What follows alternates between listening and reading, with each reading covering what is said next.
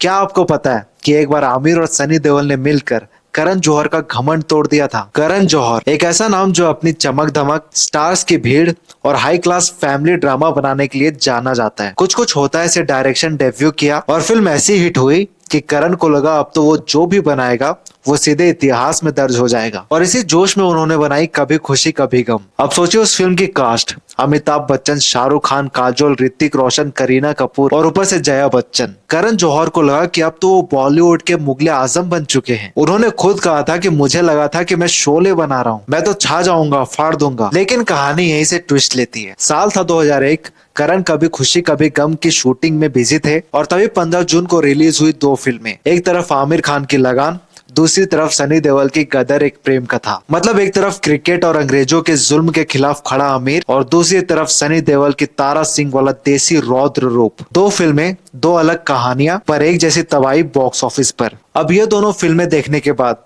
करण जौहर को अपनी औकात समझ में आ गई और उन्होंने क्या कहा ये आप खुद सुनिए। सुना था धोती में कोई आमिर खान पिक्चर बना रहा है, तो 4 घंटे की पिक्चर है, तो चलिए जाके देखते हैं। क्योंकि मेरी जो फिल्म की कास्ट थी, अमिताभ बच्चन, जया बच्चन, शाहरुख खान, काजल, ऋतिक रोशन, करीना कपूर, मैं कुछ कुछ होता है के बाद आ रहा था। इंडस्ट्री की सबसे बड़ी कास्ट वाली फिल्म, सबसे बड़ी मेकिंग वाली फिल्म। तो मैंने सोचा मेरे साथ लोग क्यों आ रहे हैं, मैं तो शोले बना रहा हूँ, मैं तो खा जाऊंगा, फाड़ दूंगा, मिलिट्री बुलानी पड़ेगी, इतनी बड़ी हिट होगी। देखा मैंने लगान, ओह माय गॉड, और ऐसे ही ना छत उड़ गया मेरी।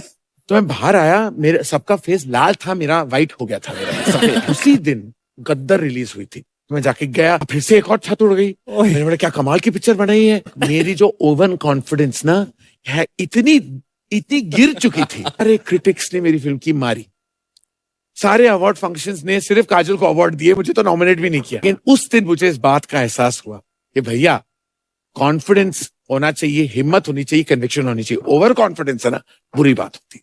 और कभी अपने अपोनेंट को अंडर एस्टिमेट मत करना। तो that taught me the biggest lesson. अब ध्यान देना, लगान और गद्दर दोनों फिल्में ब्लॉकबस्टर रही। वहीं करण की कभी खुशी कभी गम 14 दिसंबर को आई और हिट हुई। लेकिन बावजूद इसके करण को समझ आ गया कि सिर्फ स्टार पावर और ग्लैमर से फिल्म नहीं चलती, ओवर कॉन्फिडेंस कभी भी नीचे गिर सकता है। उन्होंने खुद माना कि मुझे एहसास हुआ कि कॉन्फिडेंस अच्छा है, हिम्मत जरूरी है, लेकिन ओवर कॉन्फिडेंस वो आपको अंदर से खोखला कर देता है। और करण का ये रियलाइजेशन हर क्रिएटिव इंसान के लिए सबक है। जब भी हम ये सोचने लगते हैं कि हमने सब पा लिया है, तभी जिंदगी हमें एक थप्पड़ देती है और कहती है अबे अभी बहुत कुछ सीखना बाकी है। और उस दिन करण ने ये सीखा कि स्टोरी इज किंग, ना कि सिर्फ स्टार कास्ट, ना सेट डिजाइन, ना महंगे कॉस्ट्यूम्स। देखो अब ये बात अलग है कि अभी तक करण जौहर सुधरा नहीं है। हाँ, अब उसको धीरे धीरे थोड़ा रियलाइज हो रहा है और वो किल जैसे कंटेंट ओरिएंटेड फिल्मों पर ज्यादा ध्यान दे रहा है। तो अगली बार जब आप सोचे कि आपको सब कुछ आता है, तो बस एग्जाम्पल के तौर पर ये याद रखना